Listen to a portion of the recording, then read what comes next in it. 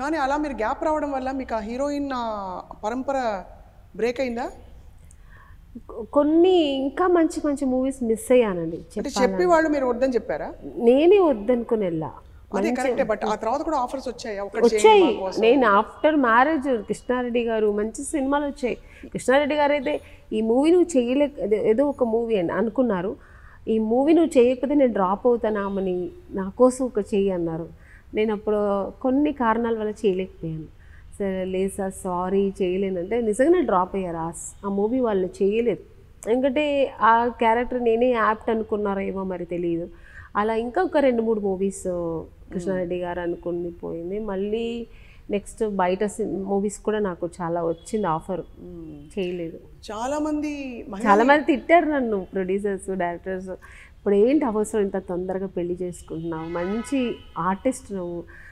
Artist Uttej గారు అయితే పిలిచి ఏంటమ్మాయి నీకు అసలు ఎంత మంచి ఆర్టిస్ట్, నరేష్ గారు కూడా ఎందుకు అందరూ బాధపడ్డారు, తిట్టారు. ఎందుకు ఇప్పుడు అవసరం, ఇంకా కొన్ని రోజులు చేసి తర్వాత మ్యారేజ్ చేసుకోవచ్చు కదా అని.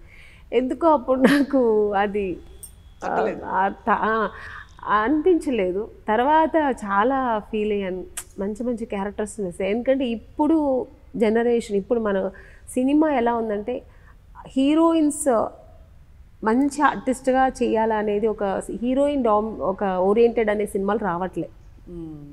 ఎప్పుడో వస్తుంది. ఇప్పుడు ఒక అరుంధతి చూసాము, తర్వాత బాహుబలిలో మంచి మంచి క్యారెక్టర్స్ లేడీస్, మన ఫీమేల్ కూడా ఉన్నారు, రమ్యకృష్ణ గారు వాళ్ళంతా. అలా ఎప్పుడో ఒకటి పండగలాగా ఒక సినిమా వస్తుంది. కానీ మీరు ఫస్ట్ తరం అప్పుడే చేస్తారు కదా, అందులో హోమ్లీగా ఉంటూనే ఫీమేల్ ఓరియంటెడ్ రోల్స్ బాగా ప్రాధాన్యత, యాక్టింగ్ ఓరియంటెడ్ రోల్స్ చేశాను. అది బ్రేక్ అయింది. ఒక్క డెసిషన్ వల్ల అలా బ్రేక్ అయింది. ఎందుకు ఆంక్ష పెట్టుకున్నారు? చాలా మంది మీ వారు కూడా ఇండస్ట్రీయే కదా, ఇండస్ట్రీ. బట్ ఎందుకు ఆయనకి వద్దన్నారు, అది ఫస్ట్ కండిషన్ అనమాట, వద్దన్నారు. నేను అప్పుడు ఆ ప్రేమలో పడి కాదనలేకపోయాను. సో తర్వాత చాలా ఫీల్, ఎందుకంటే నేను చాలా ఇష్టపడి వచ్చిన ఈ ప్రొఫెషనల్, నాకు యాక్టింగ్ అంటే ప్రాణం, నా ప్యాషన్ అన్నమాట. దాన్ని నేను వదులుకొని వెళ్ళిపోయాను. మా మమ్మీ ఇంకా అందరికంటే ఎక్కువ మా మమ్మీ అయితే బాధపడి ఏడ్చింది, నువ్వు పెళ్లి చేసుకో కానీ వదలొద్దు, ఎందుకంటే ఇండస్ట్రీకి రావడానికి నువ్వు ఎంత కష్టపడ్డావో నీకు మాకు తెలుసు కదా, ఎందుకు అని మమ్మీ చాలా బాధపడింది. అప్పుడు కూడా నేను అది రిజెక్ట్ చేశాను. అమ్మ చెప్పింది కూడా ఆయన పట్టించుకోలేదు. ఆశ్చర్యం ఏం కలుగుతుందంటే ఆమెని గారు, చాలా చోట్ల చాలా పరిస్థితుల్లో, ఏ పరిస్థితుల్లో ఒక మహిళని, ఒక స్త్రీని చూసి ఇష్టపడతారో అదే దూరం చేసేస్తారు. ఇప్పుడు మిమ్మల్ని ఒక యాక్ట్రెస్గా చూసి, మీరనే కాదు చాలా మంది విషయాల్లో ఇలాగే అవుతుంది. మీరు ఒక యాక్ట్రెస్, ఒక అందమైన టాలెంట్ ఇలా ఉంది, ఒక ఎమోషన్, ఇవన్నీ కలగలిస్తేనే ఆమెని, కరెక్ట్ కదా, ఆ ఆమెనికి కోర్గా ఉండే ఒక ఎలిమెంట్ని దూరం చేసేసి వాళ్ళు ప్రేమించామని చెప్తే మనం ఎలా నమ్ముతాం? నమ్మేశాను అప్పుడు, అది గుడ్డిగా నమ్మేసా. నమ్మిన తర్వాత అంటే తనది తప్పనట్లేదు, నా పాయింట్ ఆఫ్ నేను ఒకసారి ఆలోచించాల్సిందేమో, నేను ఆలోచించకుండా అంతే తప్పు చేసా. రియల్లీ నేనైతే చాలా తప్పు చేశాను. ఎందుకని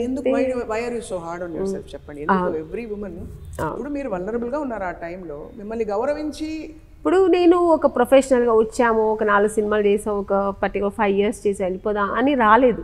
నేను జీవితాంతం సినిమాలో ఉండాలని ఇష్టపడి వచ్చిన ఒక ప్రొఫెషనల్ ఇది. ఈ ఇండస్ట్రీకి అంత రావాలని చాలా నేను కొంచెం కూడా చాలా కష్టపడ్డాను, హీరోయిన్ అవ్వాలని. ఎందుకంటే ఓన్లీ హీరోయిన్ అవ్వాలి, నా తపన ఏంటంటే నేను హీరోయిన్ అవ్వాలి, నాకు ఇంకేం అసలు యాటిట్యూడ్ ఏమీ లేదు, ఓన్లీ నేను హీరోయిన్ అవ్వాలనుకున్నా. దానికి ఎంత కష్టపడ్డాను, ఎందుకంటే హీరోయిన్ అవ్వాలంటే అప్పట్లో వేరే ప్లాట్ఫామ్ లేదు. ఎందుకంటే మీకు ఇలాగ ఇప్పుడు ఛానల్స్, హోస్టింగ్ చేయడం, యాంకరింగ్, యాడ్ చేయడం, ఇప్పుడు చాలా ఉన్నాయి వెరైటీస్. మీరు సీరియల్లో హీరోయిన్ చేయొచ్చు, దొరకలేదా సీరియల్లో హీరోయిన్ చేయొచ్చు. అప్పుడు అలా లేదు, ఓన్లీ సినిమాలో హీరోయిన్, అక్క క్యారెక్టర్, చెల్లి క్యారెక్టర్, ఫ్రెండ్ క్యారెక్టర్, ఇది ఇలాంటివి చేసుకోవాలి. ఆప్షన్ లేదంటే, హీరోయిన్ లేదంటే ఇంక నెక్స్ట్ ఆప్షన్ అలాంటిది.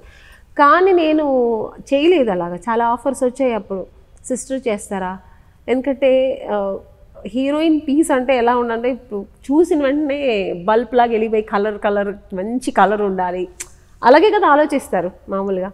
అప్పట్లో సావిత్రి గారు వాళ్ళంతా మామూలు డస్టీ కలరే ఉండేవాళ్ళు. అప్పట్లో బ్లాక్ అండ్ వైట్లో తెలియదు, స్క్రీన్లో బాగున్నారా అనేది చూసేవారు. ఇప్పుడు అలా కాదు ఇండస్ట్రీ. మేమున్న జనరేషన్ నుంచి ఇప్పుడు ఎలా అయిపోయిందంటే చూసిన నుంచి మంచి కలర్ ఉన్నారా, మంచి హైట్ ఉన్నారా, వెయిట్ ఇలా చూస్తున్నారు. సినిమాలో ఎలా ఉన్నారనేది సెకండరీ. అవును, అది ఎక్కడ ఏదంటే నాకు ఫోటోజెనిక్ ఫేస్, బట్ చూసిన వెంటనే వాళ్ళకి ఎక్కడో అమ్మాయి ఫోటో చూసేసి చాలా బాగుంది, శ్రీదేవి గారు ఉంది, ఒక దీంట్లో ఒక దాంట్లాగా మామలా ఉంది, ఇలాగంతా మాట్లాడుకొని వెంటనే రమ్మనేవారు. చూసిన వెంటనే ఓకే ఓకే. మెయిన్ ఎక్కువ నేను తమిళ్లో ట్రై చేసాను. సొల్లి అని ప్రేంగ అనేవాళ్ళు, చెప్పి పంపిస్తా. లేదంటే ఫ్రెండ్ క్యారెక్టర్కి పండ్రింగ్లా, తంగచి క్యారెక్టర్కి పండ్రింగ్లా, ఇల్లే సార్ వేండా, నేను కూడా వద్దనేసి వచ్చేసేదాన్ని. ఎందుకంటే ఇంటికి వచ్చి బాధపడేదాన్ని. ఏంటి అంత మనం అనుకొని వచ్చాము అంటే. కన్నడలో ఒక సామెత ఉంది, కొండ దూరంగా చూడడానికి నున్నుపు అంటారు కదా, అలాగా దగ్గర పోయిన తర్వాత దాని కష్టాలు తెలుస్తుంది. అలాగా నేను ఇండస్ట్రీకి వచ్చి అందరూ వద్దన్నారు, వద్దమ్మా నీకు సెట్ అవ్వదు. మా నాన్నగారు మెయిన్ వద్దన్నారు. వచ్చిన తర్వాత ఇన్ని బాధలు ఉన్నాయి అనిపించింది, కానీ నేను బ్యాక్ పోలేదు. చూద్దాం, ట్రై చేద్దాం. అండ్ ఎక్కువ నాకు దేవుడు భక్తి ఎక్కువ, దేవుడి మీద నమ్మకం ఎక్కువ. దేవుడి దగ్గరే అడిగేదాన్ని, ఎందుకు నేను ఎందుకు చేయకూడదు, ఎందుకు నాకు ఆశ పుట్టించావు అలాంటప్పుడు. నేను మామూలు మిడిల్ క్లాస్ ఏదో ఒక జాబ్ చేసుకునేదాన్ని, లేదా మ్యారేజ్ చేసుకునేదాన్ని, ఏదో చేసేదాన్ని కదా అని నేను దేవుడి దగ్గర సవాల్ వేసేదాన్ని అన్నమాట. ఎందుకు నాకు ఆశ పుట్టించావు, అప్పుడు నాకు చెయ్యాలి కదా నువ్వు అని ఇలాగ అడిగేదాన్ని అన్నమాట. సో వెయిట్ చేసి అంటే చేస్తే హీరోయిన్ చేయాలి, లేదంటే బ్యాక్ టు బెంగళూరు వెళ్ళిపోదాం మనం అని మా అమ్మతో కూడా అదే చెప్పాను, మా అమ్మ కూడా అదే చెప్పారు.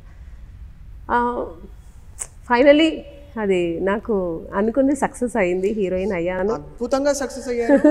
అద్భుతమైన ప్లేస్లో ఉన్నప్పుడు సరే వాట్ ఎవర్ ఇట్ ఈస్, మన అంటే నిర్ణయాలన్నీ ఆ టైంకి అది కరెక్ట్ అనిపించి తీసుకుని. ఎంత ఎందుకు చెప్పానంటే ఇంత ట్రావెల్ చేశాను కదా, టక్కని మ్యారేజ్ అనేప్పుడు ఇదన్నీ మర్చిపోయాను నేను. బట్ ఆ టైంలో అంటే ఇది చాలా మందికి ఉపయోగపడుతుంది కాబట్టి అడుగుతున్నాను ఆమెని గారు. ఆ టైంలో మీ మైండ్లో ఏముండింది? నేను ఇది లేకుండా కూడా నాకు ఫ్యామిలీ ఉంటే, మంచి ఫ్యామిలీ, మంచి లైఫ్ దొరుకుతుంది కదా అలా అనుకున్నాను. అంటే నా లైఫ్ నెక్స్ట్ అదే కదా లేడీస్కి. ఒక అమ్మాయికి ఏముంది, మంచి లైఫ్ దొరకడం, ఒక మంచి సెటిల్మెంట్ అవడమే కదా అని అలా ఆలోచించాను తప్ప, నేను అనుకున్నది ఒక మంచి ఒక హీరోయిన్ అయ్యాను. ప్రొఫెషనల్గా ఈ ఇండస్ట్రీలో మనం రావాలంటే ఎంత కష్టపడ్డాము, మళ్ళీ ఇలా స్టాండ్ అవ్వడానికి ఎంత టైం పట్టింది, ఇది ఎందుకు మనం వదులుకోవాలనేది నాకు అప్పుడు ఆలోచన రాలేదు. ఒక ఆర్టిస్ట్గా మనం ఇంకా ఎన్నో క్యారెక్టర్లు చేయాలి అనేది అప్పుడు నాకు ఆ థాట్ రాలేదు. వెంటనే డిసిషన్ తీసేసుకున్నాను. తర్వాత నిజంగా ఫీల్ అయ్యాను, అయ్యో మంచి క్యారెక్టర్లు వదిలేసుకున్నాను.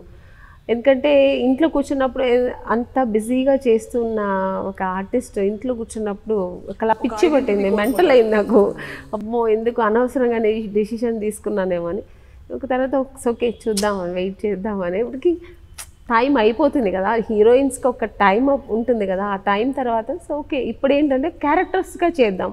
మన లోపల ఉన్న ఒక ఏంటది అంటారు ఆ ఫైర్ని మళ్ళీ వేరే రూపంగా ఎట్లయినా మంచి మంచి క్యారెక్టర్స్ చేసి మనం నిరూపిద్దామని చేస్తున్నాను. మంచి క్యారెక్టర్స్ చేస్తున్నాను.